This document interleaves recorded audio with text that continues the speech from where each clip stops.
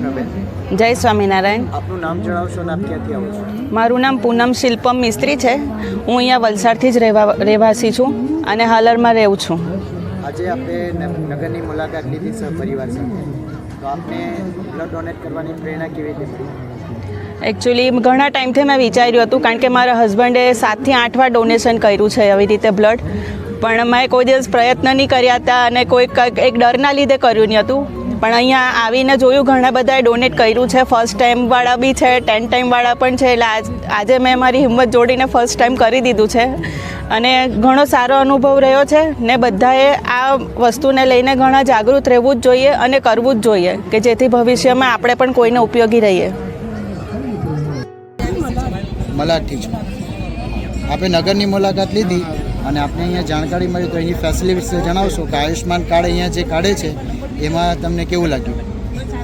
સારો લાગ્યો કે અહીંયા કઢાવવા જેવું। બીજી જગ્યાએ આપણે બોમ્બેમાં નથી કરેલું, આ ગુજરાત। બેન, તમારું નામ અને તમે ક્યાંથી આવ્યો છો? કોસંબાથી આવ્યો છો? મંદિરની બાજુ। હા, આજે રજત જયંતિ મહોત્સવમાં તમે અહીં આવ્યા, તો આ જે અહીંયા આયુષ્માન કાર્ડ જે બધાને બનાવીને આપે છે એ તમને કેવું લાગ્યું? બહુ સારું।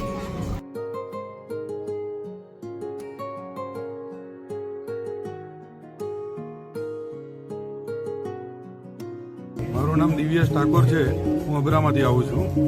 આ તિથલ મંડી રજત જયંતિ ઉપક્રમે જે બ્લડ ડોનેશન કેમ્પ છે એમાં આવીને આપણને કેવો અનુભવ થયો, અને આ જે બ્લડ ડોનેશન કેમ્પ છે એના વિશે આપણે કેવો અનુભવ થયો જણાવશો? રજત જયંતિ મહોત્સવ નિમિત્તે અમે નગરની વિઝિટ માટે આવ્યા હતા અને એમાં મનોરંજનની સાથે આ એક સેવાકીય પ્રવૃત્તિ પણ ચાલે છે અને બ્લડ ડોનેશન કેમ્પમાં બ્લડ ડોનેટ કરવું એ તો ગુજરાતીઓના લોહીમાં હોય છે અને બધાએ ફરજિયાત બ્લડ 3 મહિને 4 મહિને આપવું જોઈએ।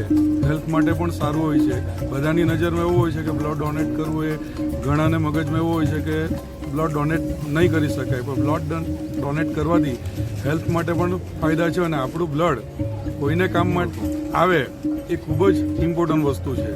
એટલે હું બધાને આ રજત જયંતિ મહોત્સવ નિમિત્તે ખૂબ જ નમ્ર અપીલ કરું છું કે નગરમાં વિઝિટ આવો, તો આ એક સેવાકીય પ્રવૃત્તિ પણ ચાલે છે નગરમાં, અને બધા આપો અને અપાવો બ્લડ।